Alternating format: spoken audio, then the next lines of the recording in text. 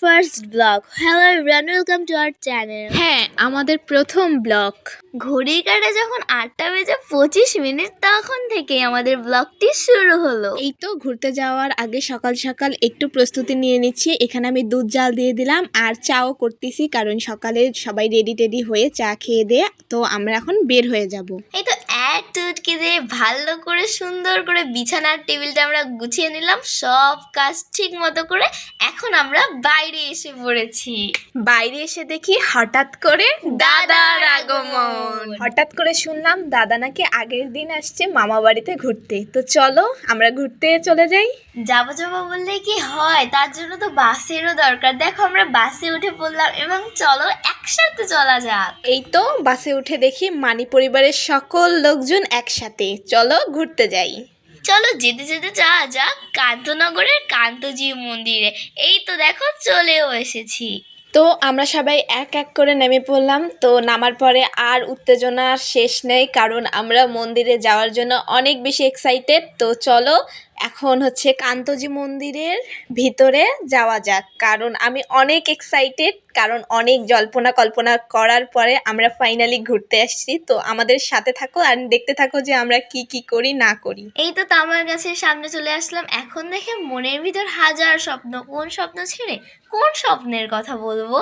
এরপরে দেখতে দেখতে এই তো জেঠুও চলে গেছে বাবা শিবের কাছে। ঠাকুরের কাছে গিয়ে তো আমরা এক এক করে সবাই প্রণাম করলাম। কাকাও হচ্ছে প্রণাম টনাম সব কিছু সেরে ফেললো। এখন হচ্ছে মা আর দাদা চলে আসছিল প্রণাম করার জন্য। এইভাবে এক এক করে আমরা সব সিরিয়াল বাই করলাম। তারপরে হচ্ছে ভোগ আরতি শুরু হয়ে গেছে কান্তজি মন্দিরের। এটা হচ্ছে দুপুরের ভোগ আরতি।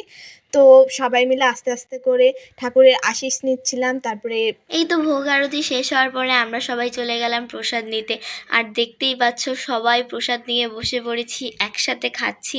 আর প্রসাদটাও ছিল অনেক সুন্দর। কান্তজি মন্দিরের প্রসাদ যে কেউ একবার খেলে বারবার খেতে চাইবে। সবাই প্রসাদ নিয়ে যাচ্ছে, সবাই নিজের মতো খাচ্ছে, আস্তে আস্তে করে সবার খাওয়া দাওয়া হচ্ছে। আমরা সব কিছু শেষ করার পরে বাসে না উঠে আমরা ট্রাকে উঠে পড়লাম। ভাবলাম যে এই সৌন্দর্যের ভাগ হবে না, তো আমরা ট্রাক থেকে সব কিছু দেখতে পাবো। তো এক এক করে সবাই উঠে পড়ছে আর আমি ওইখান থেকে দেখাচ্ছি, মারাও ওইখানে বসে আছে। তো আমি অথৈকে বললাম হাই দিতে, ও হচ্ছে লজ্জা পেয়ে হাই আর দিল না। যাই, এই তো রাস্তা দেখতে দেখতে একসাথে আমরা চলে যাচ্ছি আর দারুণ মজা করতেছি। আজকে যে আমরা এত মজা করতে পারবো জাস্ট কল্পনার বাইরে ছিল।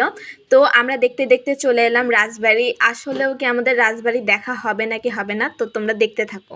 সকলেই অনেক বেশি এক্সাইটেড ছিলাম, কিন্তু তারপরে আর কি রাজবাড়িটা দেখা হলো না। কেননা আমাদের ভাগ্য এতই খারাপ ছিল, ওই দিন রাজবাড়ির মূল দরজাটাই বন্ধ ছিল। আর এটা হচ্ছে রাজবাড়ির হচ্ছে মন্দির, যেখানে হচ্ছে দুর্গাপূজা করা হয়। হ্যাঁ, সেই মন্দিরেই আমরা দেখছিলাম আর একটু ছবি টবি তুলছিলাম। তারপরে আমরা চলে আসলাম কাকিমুনির বাড়িতে, কাকিমুনির বাপের বাড়িতে। সেখানে গিয়ে আমরা অনেক মজা করলাম।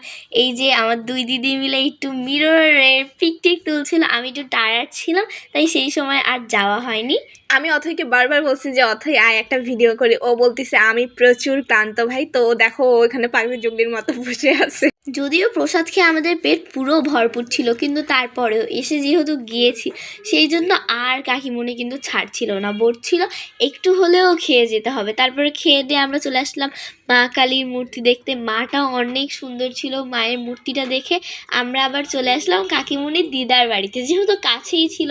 তাই এসে একটু খাওয়া দাওয়া করে, যেহেতু পেট ফুল ছিল, তাই খাওয়া দাওয়া করে আমরা ঠাকুরকে দেখলাম। তো এর মধ্যে দিয়ে আমাদের ব্লগটি শেষ হয়ে গেল। Like our video, like, subscribe and